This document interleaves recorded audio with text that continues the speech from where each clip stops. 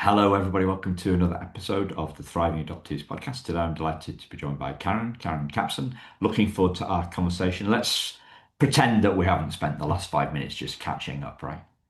That's right. That's right.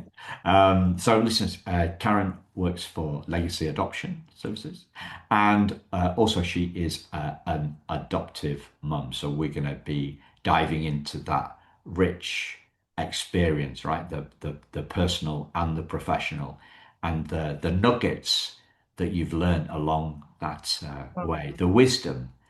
I say wisdom to people, and people get very modest about wisdom, right? I I definitely think it's wisdom. And I think wisdom comes from looking backwards on your experience and then looking through a different lens than you Yeah. had when you started something. So I think wisdom is the perfect word. Okay, right. Go Karen, as I believe an American would say, right? Maybe it's just British people that are modest Maybe it about is. their wisdom. We have our stiff upper lip, we have a tea at 4 o'clock, and we also have, yeah, modesty. We would like learnings is okay, but wisdom would be Interesting. taking just a step too far. It would be Hmm. a little bit, yeah. Um, Anyway, Arrogant? but you like it, so that's it, right? Who cares? Yeah, well, I feel like wisdom is meant to be shared. So if you say wisdom, then it's something that is you've learned, and maybe through hardships, you now can lend to someone else who's going through an experience in order for them to be able to find confidence and to be able to go through their life experience. So Okay, so I'm at some point I'm gonna get a clip of that audio clip there, what you just said, because that sums up exactly what the podcast is about. oh, nice. The Okay. idea is that the wisdom or the learnings, if you're modest and British, Right. I'll stop going on about that now, right? The we're exploring your wisdom in the hope that that wisdom helps the listeners along their own journey. Yeah, it's a human connection. You know, It's a we human all connection. gain something through stories, and I love how you have always been so good at honoring the various sides of the adoption triad. Um, and so we're not in this life alone, and I think there's so much to be learned and gained from sitting and hearing people's stories and Yeah. finding connection. So Yeah, there you and I'm going to be doing a project of that nature, like fairly in the next coming months, like where we bring together the different parts of the triad and learn from one another, share our wisdom, and beautiful. but do that in a different setting to a Right. podcast. But it'll still be on Zoom, but it'll just be more people. Wow, And so I love I'm trying to figure out the logistics of that at the moment. Um, so yeah, wisdom then. So you talked about looking back, having a different lens. Yeah. What are the biggest bits? What have been the biggest wisdom pieces of wisdom that have landed for you over?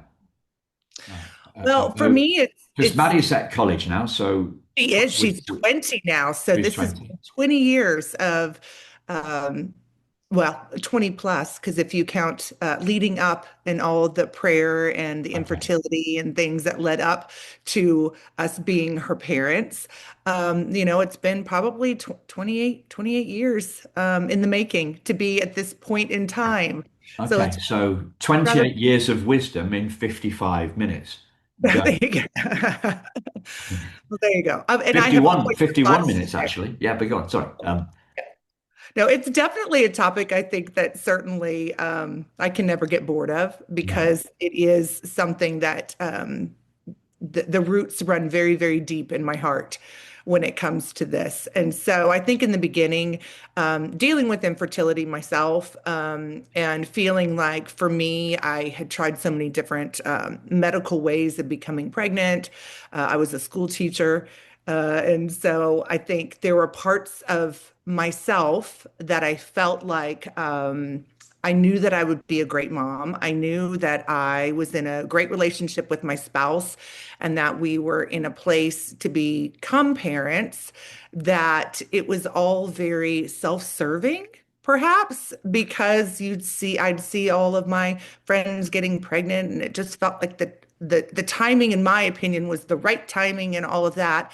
And then when it didn't happen in the way that I think I had envisioned it from even as a child of becoming a mom and how it was just going to be this beautiful, simple experience, and that as soon as I was ready to start a family, it would happen so quickly, and it didn't.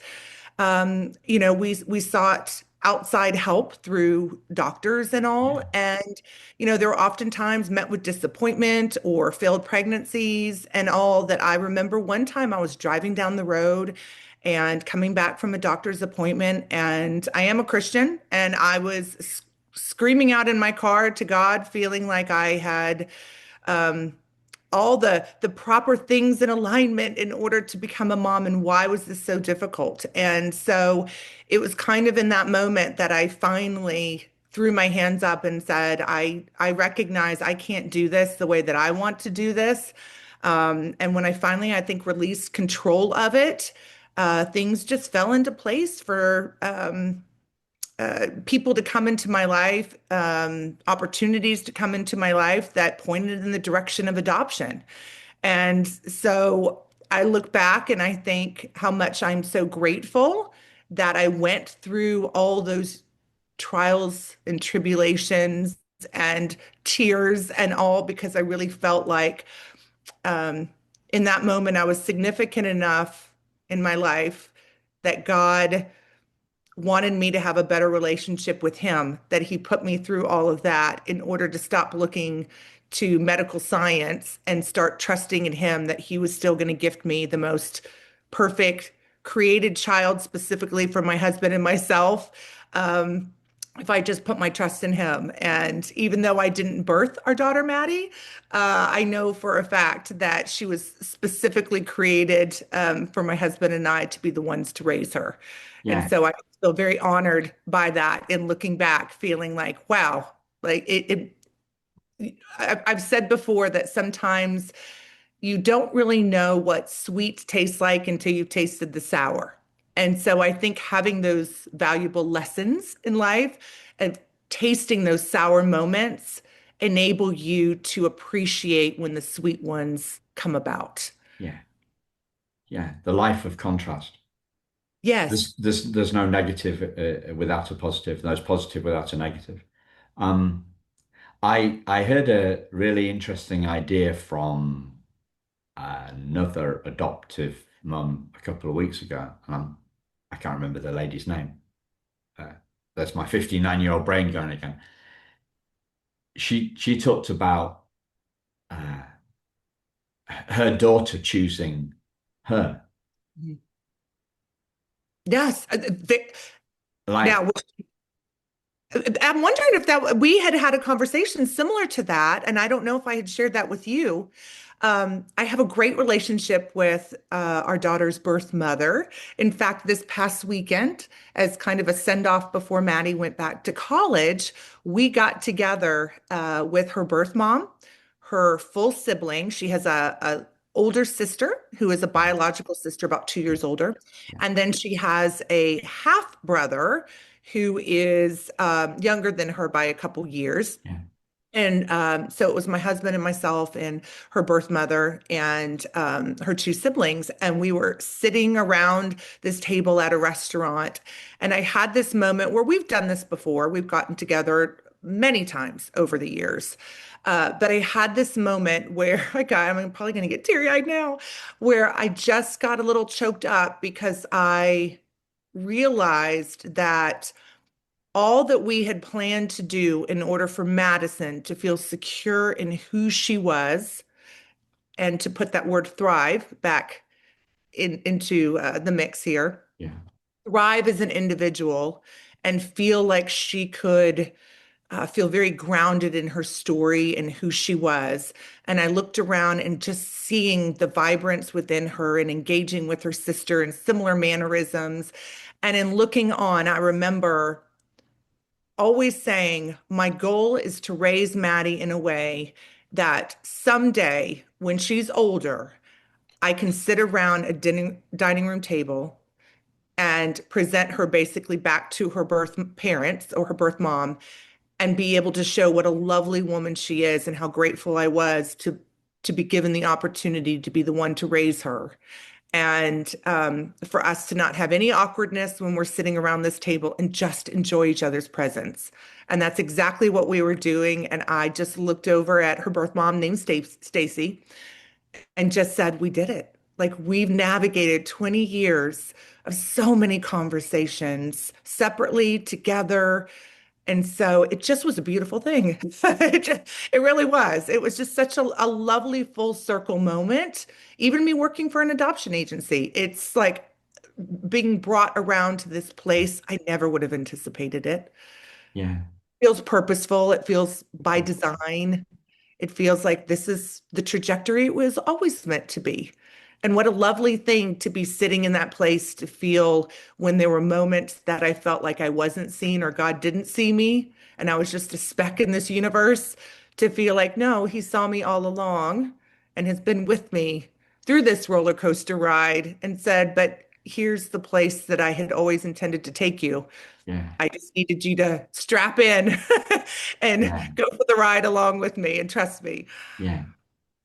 So what did you learn on the downs of the roller coaster? Roller coaster. So much. It's a really good question. Where to begin on that one? What did you learn about thriving on the downhill parts of the roller coaster, if you want me to be a bit more specific? No, you know what? I think it's interesting because I think thriving, maybe the definition in my mind back then would have had a different meaning. And maybe back then it would have been like the life checklist of, like I said, husband, check. Good job, check. Secure financial security, check. Beautiful home, check. Those sorts of things. That maybe would have been my definition before life experiences. Now I think thriving is really falling into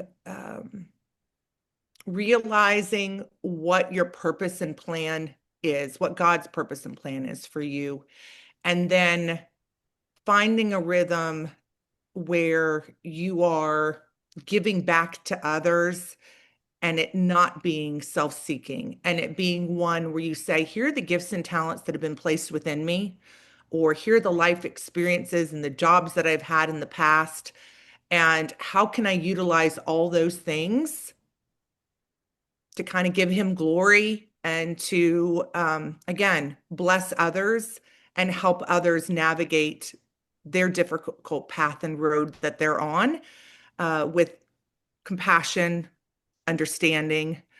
And I think that's why now working for an adoption agency, I'm seeing things from a bird's eye view. Coming back fresh from Germany and being up at that eagle's nest that was up there Right.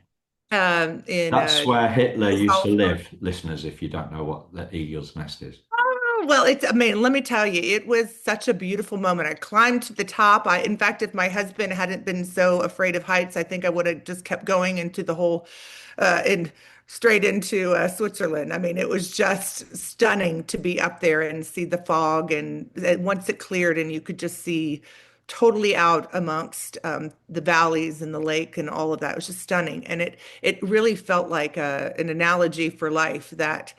I had climbed all of these different mountains and I looked out and it just felt peaceful. It felt quiet. It felt calmness. And so that's where now I feel like I am in my life, where this opportunity came about after me being funny, an empty nester. Doesn't that play into this? Yeah. And having my daughter go off to college and saying, okay, I can get any old job. I can have lunch dates with friends. I can, we play mahjong here. I can play mahjong and all. But what does that do for all that I've learned And it just wasn't sitting right after about 6 months of kind of sitting around the house. And I thought, no, I need to do something bigger. And a call came in about an opportunity to work at an adoption agency, and it felt like a calling. And going and working for them, I now see things from a whole different perspective. That bird's eye view that before I saw things very flat and only from my perspective, but now on the daily, I'm calling our daughter's birth mom and I'm saying, "Wow, today this is what happened, and I am so grateful Yeah. that you made the brave choice that you did and chose for me to be our daughter's mom, to be able to raise her, because now I know what bravery you showed because I'm seeing cases and women who we work with each and every day who are confused in their unplanned pregnancies and don't know what direction to go. And now I see things from a different perspective. So I'm grateful for the perspective that her birth mom allowed me to stay in my little happy bubble, after my years of infertility, to be able to go, this is it. This is my moment. I'm now a mom. But now I get to see things from the difficult perspective of what the grief and loss feels like for an expectant parent, and how she navigated her emotions through the years. So these deeper conversations I'm having with her, a lot is being revealed that I think maybe she wanted to not necessarily protect me from, but maybe I was just not as open Yeah. to asking. And now knowing, I just honor and respect her all the more. Yeah. Have you heard about adoptees? This word that adoptees we use about coming out of the fog. Have you heard that phrase? Coming out of the fog. Actually, no, but enlighten me. Okay. So coming out of the fog is used to describe it's used in different ways, but the way that the way that I see it, I think, is about it's when we realize that our grief becomes obvious to us. Hmm. So Yeah. for me, it was that the teddy bear moment, right? So when I found out the teddy bear was from my birth mother, and that Mhm. brought up the short-lived anger towards her, right? Hmm. Well, not anger towards her. Yeah, it was anger. It was anger towards her. It was short-lived. So I was 40, and the words that came out of my mouth was, "She didn't love me enough to keep me." Hmm. And the lady that I was talking to at the time put me right, Hmm. right? She said, "I'm a mum, Simon, and I don't think it would have I don't think it would have been like that." Right. So I saw that those words, that the words that came out of my mouth weren't true. But Hmm. that's the coming out of the fog moment, is when Yeah. the grief that has the grief or the loss, the trauma, whatever you call it, reconstruction, when we become conscious, Right. when we become conscious of what was previously subconscious. And your perception is reality. And so, sometimes it takes an outside source maybe to rephrase it in a way that you see things in a different way. But 100%, I think not everybody's that none of the adoption stories look the same. Um, and it's so unique. I think there were periods where even our daughter, maybe she wasn't as open to meeting up with her birth mom, and but I realized maybe with the gratitude I had in my heart that I knew that I needed to keep up this relationship with her birth mom for future Maddie, in case future Maddie had more questions to ask. And so there were times that Maddie wasn't comfortable going and meeting up with her birth mom, but I knew, hey, let me just go and have coffee with her and let me sit, because she's such a facet of who my daughter is. I want to get to know her. It's not always it's not that it was always just about Maddie. This is a tapestry, right? This is my daughter's um, family tree, and I see it almost as if you thought of a tree trunk, but you've got two twisted branches that go up in order to create this full tree that I always wanted to make sure that I could honor that side. So for me, I tried to always keep that relationship up with her birth mom, recognizing in this instance there was nothing unsafe about it. There was Yeah. nothing that made me overly cautious, I think, as an adoptive mom that would make me Yeah. think this is not a relationship that I think would be good for Maddie. Right. Um, And this clearly is a huge difference, right? So uh, I was adopted. My mum and dad adopted me 39 years before you adopted Maddie, right? So in that 39 years, there was a lot of change, and in those days, it was a closed adoption. Oh, Yep. and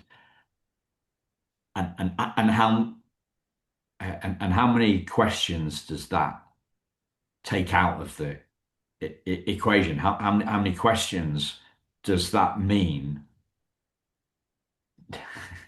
How many questions don't come up in an open adoption that come up in a closed adoption, right? It's chalk and cheese, right? Oh, It's got to I be can't chalk and cheese. imagine not having the answers. There was a time when Maddie was in high school, and she has a lot of adopted friends at school, but some international adoption, so they will never know or meet probably their birth parents or know any specifics to it. So what a blessing it has been that she's just a phone call away. In fact, her birth mom had four children. Her fourth child that was born actually was placed for adoption to another family who now lives in the area. So at one time we have gotten together all the siblings Wow. together and the Wow. other adopted mom and so forth. But there came a time in high school when they were having very deep conversations. She went to a Christian high school, and so in class they actually spoke about abortion. And I remember her coming home, and she just looked so much heavier than she normally had been. And she said, "Mom, had Stacy ever told you? Did she ever consider abortion with me?" And I said, "You know what, Maddie? I know what she's told me, and I can easily tell you what she has shared with me. But this is what all of these years of me having conversations with her have led up to, that you're old enough. I want you to gather your questions. Let's call her up and let's just ask her. I want it to come from her ear and or her from her mouth." And so Maddie went to another room and I went to my bedroom and I picked up the phone and I called her birth mom and I said, "Hey girl, what are you doing?" And she said, not much. What are you doing?" And I said, "Well, some heavy questions are about to hit here Yeah. in the household. Is this a good time? Can you handle a call in about 5 minutes? Buckle up. Maddie's got some questions for you." And so we sent her up to her room. Maddie got a notepad as she grabbed a pillow and a blanket, and we all gathered in, my husband, myself, and Wow. Maddie, and we piled into our big king size bed and we put it on speaker. And she just started asking her birth mom questions. But there were things that I would have thought with so much certainty that Maddie already knew the answer to. And it's as if she needed to hear it straight from her birth mom. So questions like, do you feel uncomfortable if I call my mom mom? What do I call you? Yeah. And I'm thinking at this point, we navigated 18 years of this. You call her Stacy. I'm mom. Like, why is that even a question? Is what I was thinking in my mind. And of course, her birth mom said, "You call me whatever you want, but your mom is your mom. I chose your mom." And then she paused and she said, "Oh, Maddie, I have the most incredible thing to share with you. I don't think I ever told you this." She said, "When I was reviewing profile books we went through an adoption attorney at the time. She said they gave me 9 different potential families to look through in order to determine who I might pick in order to raise my child." And she said, "Of course, I was confused. There's so many options. I'm looking through all these books." And she said, "But let me tell you, I got to your book and or your parents' book. And when I flipped through and I started reading about them," she said, "all of a sudden, this feeling that felt supernatural came over my whole body. You started doing the cartwheels in my stomach and all of that. And she said, and in that moment, I knew that this was the couple that I needed to choose to raise my family. And as many times, Maddie, as you have heard, your adoptive parents chose you. She said, this is what I need you to remember. You chose them. Because when I was looking through that book and you started giving me all the signs that, hey, these are going to be my future parents, choose them. She said, so then here's Stacy, saying to Madison, listen, next time that, you're being punished or you feel really frustrated with them, you just remember you You chose chose them them. kind of thing. But there was something about that night that after that call and hearing her birth mother say the words, I love you, that our daughter went to bed as if she had taken off a backpack that carried a lifetime of bricks on the back of it. And she woke up and she was lighter and she was happier. And maybe that's her moment that she came out of the fog, Simon, because it was almost as if the weight of the what ifs and what would it have looked like if I had been raised by my birth mom and why did she make the choices that she made? Yeah, There's something about hearing it, I think, through the mouth and the voice of her biological mom, almost yeah. granting her permission to say, hey, go have a happy life. It's okay. Um, Can I take you back a bit? Can I take you please. back a bit, right?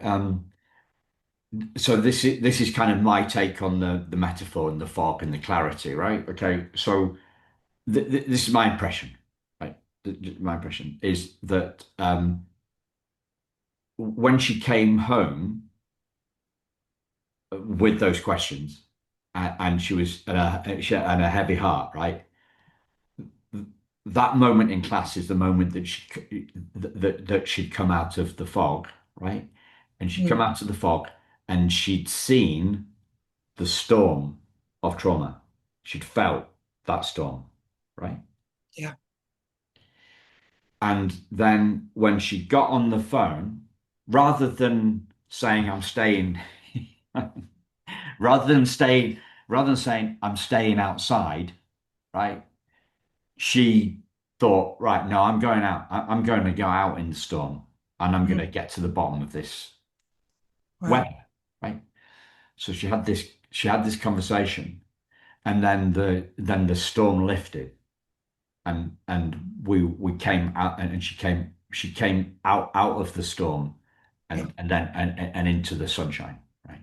So that would be my take on what I like happened. that take on it. That's beautiful, Simon. I like that because that shows the bravery, I think, that so much of even the decision that expectant parents make to choose life for their child. And as hard as it is to choose someone else to raise their child because they may not be in a place in order to gift that child all that they wish that they could, to make a choice to place their child for adoption, I see it as such a brave and selfless act. Not that it's not free of guilt, grief, loss, and I think it comes in waves for them. But I do think that having a child in utero, I do think that adopted children pick up all of that when they're being created, and you have a birth mom who's dealing with their own life traumas and uncertainties and things going on in their life. I think that there's a piece and a fragment of that. I think that does sit in the soul of an adopted child that that they need resolve. And it may take 40 years to find that resolve. And no matter how loved they can be or the opportunities that are provided through an adoptive parent, I think there's probably just something within an adopted child that no one can fully understand unless they've been in that place. I try to. I think my daughter's so eloquent in explaining it. There was one time where she had said, and this hit me hard because she was an older age, in our maybe middle school. And she said, I don't know how I love you. And I remember just feeling crushed. Like, how does my daughter not know that I love her? Every day I've been so intentional to tell her how much I love her and share with her like her story. But she says, no, she says, Mom, she says, I don't know how I love you. How do I know that I don't love you just like a friend or somebody that I just, spend time with that I'm interested in? She said, if I don't have my birth parents in front of me and I don't know that biological, natural, what it's like to love, how do I know? Because out of comparison, how do I know that I love you the same way that I would if you were my biological mom? And so when she explained it like that, I guess I thought about it and I said, maybe it's the same as you're not my biological daughter, but I know that the well of love that I have for you runs so deep that I can't imagine loving a biological daughter any more than I do loving you. Um, but I did share with her that there was a moment at the hospital when she was born, and I had fear because I thought there's a big sense of responsibility being an adoptive parent because I feel like a whole lot of things have to fall into an alignment for us to have this child in our life. And I didn't want to let her birth parents down or not do as good of a job. So I think I put a lot of pressure on myself. But my fear was I knew I would grow to love her, but would I have as deep of a love for her if I didn't carry her in my uterus? And so I here's the moment that it really changed for me, Simon. When she was born, and we had a whole hospital plan in place, and my husband was to be there and cut the cord, and then the baby would be handed to her birth mom, and then symbolically she would hand our daughter over to me to hold. And so we had this whole plan in place. But as we know, that plans never really go as we expected. And so her birth mom wasn't progressing very quickly with the birth. So I sent my husband home to go take a shower. And her birth mom was very sweet to let me be there in the hospital room. And very quickly, she progressed and had this baby, and my husband wasn't there. And so the cutting the cord then went to me.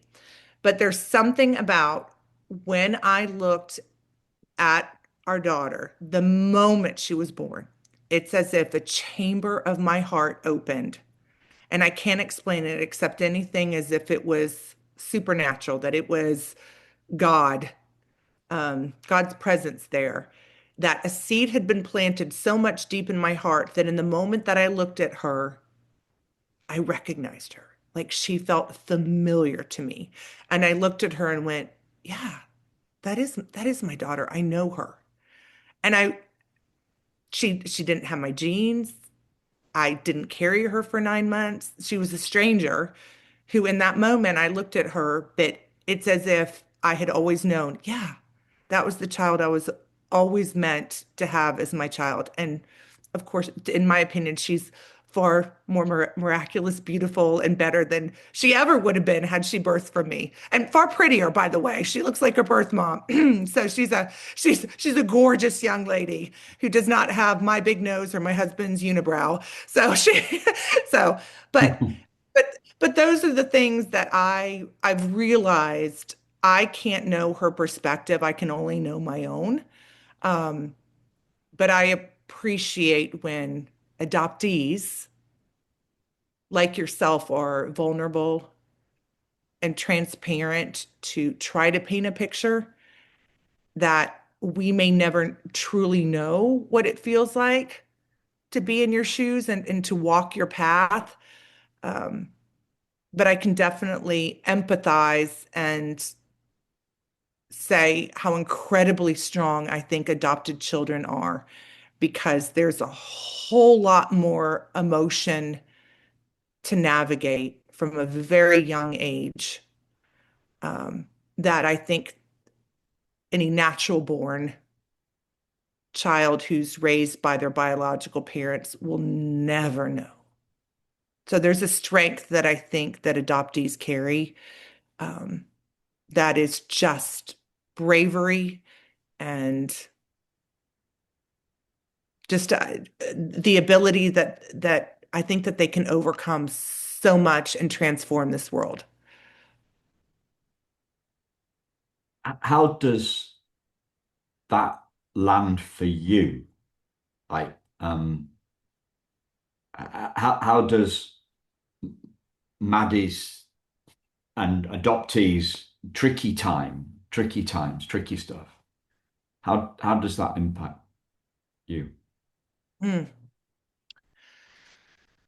It's had its moments.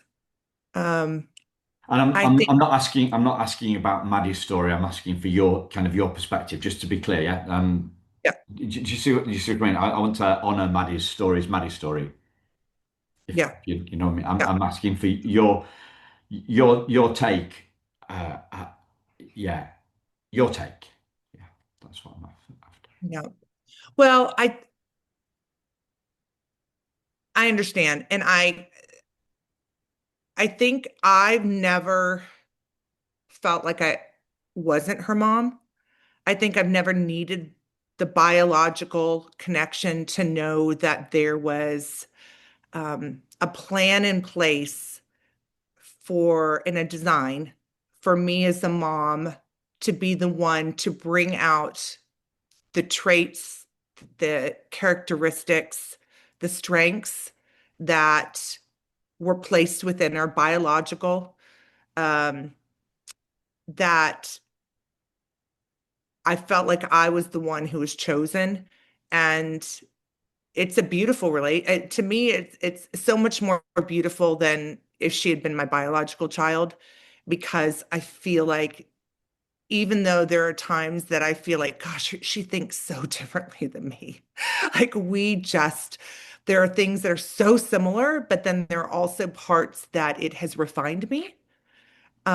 And so I feel like, whereas I think a lot of times people who maybe don't walk adoption and don't understand it sometimes say, "Oh, wow, what a blessing it is that she has you as parents." And I see it as what a blessing it is that I have a daughter who's made me introspectively look within myself, deal with my own upbringing, challenge some of my personal beliefs, and has refined me, um, almost like sandpaper. Like she has been the holy sandpaper on me to help me be a better version of myself, because some of our connections don't flow as easily and required a little bit more conversation and work. Yeah. I don't know if that answers your question. I hope so. Kind of. I'm not sure my question was that well stated. But you do remind me of another way around, and perhaps is a better way of stating it. So you talked about Maddie was lighter after that conversation. She'd had the tough day at school. You'd got on the phone. She'd asked. She'd heard she'd heard had her answers from her birth mother, and that lightened the load. The storm passed, right?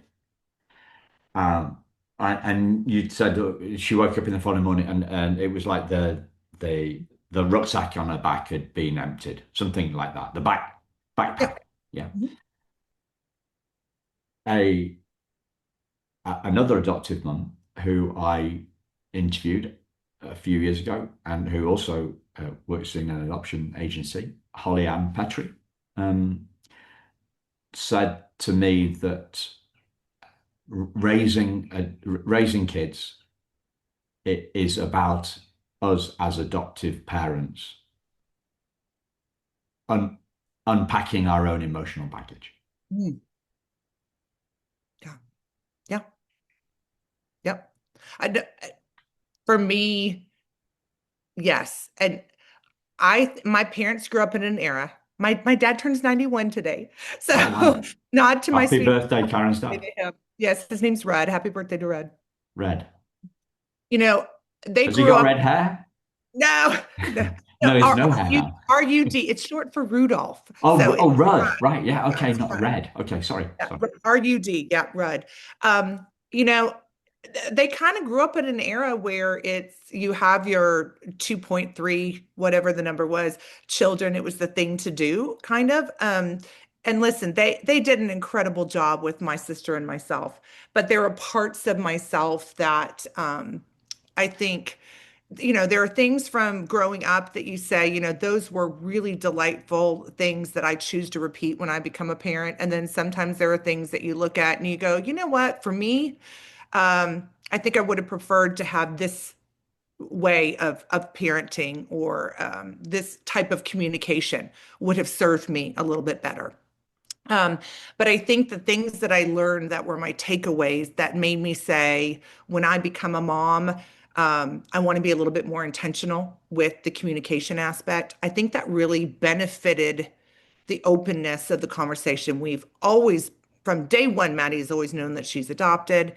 We've always tried to tell her the truth, always, and I shouldn't even say tried, we've always told her the truth, whether it was uncomfortable for us, uncomfortable for her, those conversations always happened. And it definitely helped me unpack so much of my childhood to try to provide her and see her in the stage that she was at. I never wanted her to feel that she needed to be a little Karen or a copycat of me. Being that I come from a special education background, the goal was always let me see her for how she learns, how she navigates the world, the questions she asks, and make sure that I am the malleable one to show up in a way that meets her where she's at each and every stage of her life, to feel seen, to feel acknowledged, to feel that she can have openness with us about even the most difficult of topics.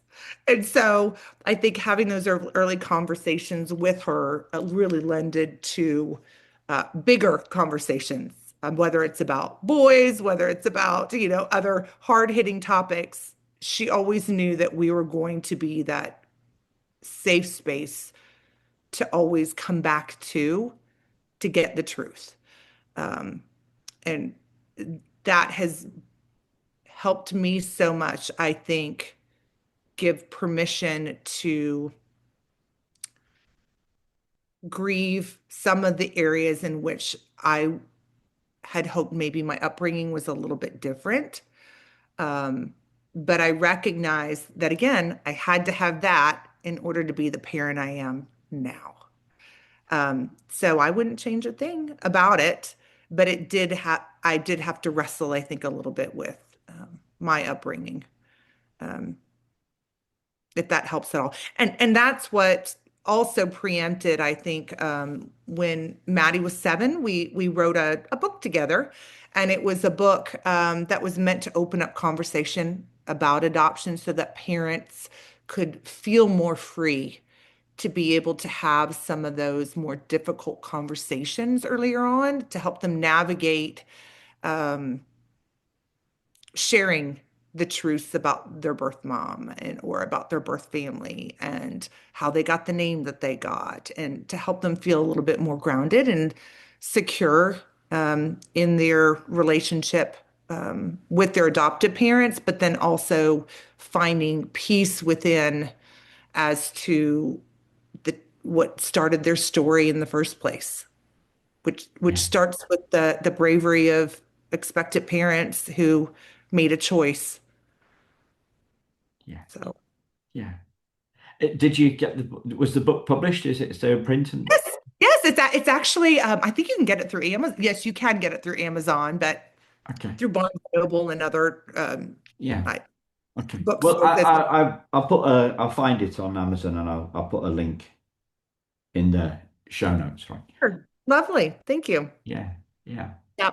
The goal was always to create a way to have those open conversations, because so many of the adoptive books that we saw out there when Maddie was younger were animal based, where the grizzly bear adopts the panda bear and things like that. And we really wanted to put, for us, because my faith is important, put God at the epicenter of the creation of family. And so my hope was that it would just put some faith in there and how God creates the right family in order for hopefully a child to grow up and feel Yeah, loved and secure and all that. yeah. So, That malleability word that you used, I think that's a real genius because it's about you flexing, not the child flexing. You well, being malleable. Yeah, it's about you changing, right? So every we have day we have to change. Yeah, we have to change first, right? we do, and that can be very difficult. Um, I think especially because I know that she always has thrived with structure and routine and knowing things in advance. And even when she was little, I'd tell her what kind of errands we were running for the day so that she could anticipate what was around the corner. Um, but I've also learned that as she's grown up and her needs have changed, so much of me having to say, just because something has worked in the past doesn't mean that it's not worth a look again to say, how can I do it better and how can I show it for you? And having those specific asks of her. In fact, I recently just asked her this week, I said, there are areas where I think I have strengths. There are other areas where I feel like I may not be showing up for you with the full extent that you need. Do you mind sharing with me? Tell me where I can do better. Tell me what it is that you need in this season of your life that I can be a better support system to you and can help you feel like you have got a little bit more of a safety net underneath you to go out and do what you need to do. But where can I show up in a better way where I have been lacking? And she's always quite endearing and so sweet to me, where a lot of times she'll say, "Listen, Mom, I know that the decisions that you made back then, you made them as best as you could with the information you had at the time," which is always very true.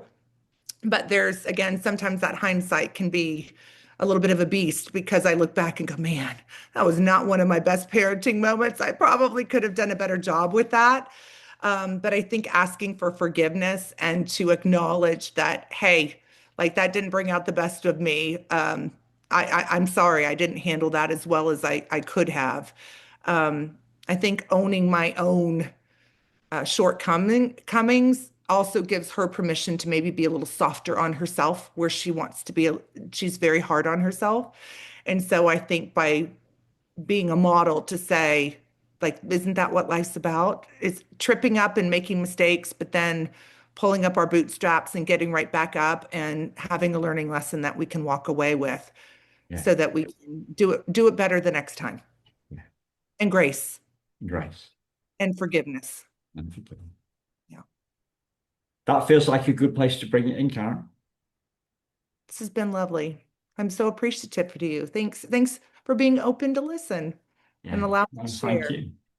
Thank you for being open. And thank you, listeners. We'll speak to you again very soon. Take care. Bye bye. Bye-bye.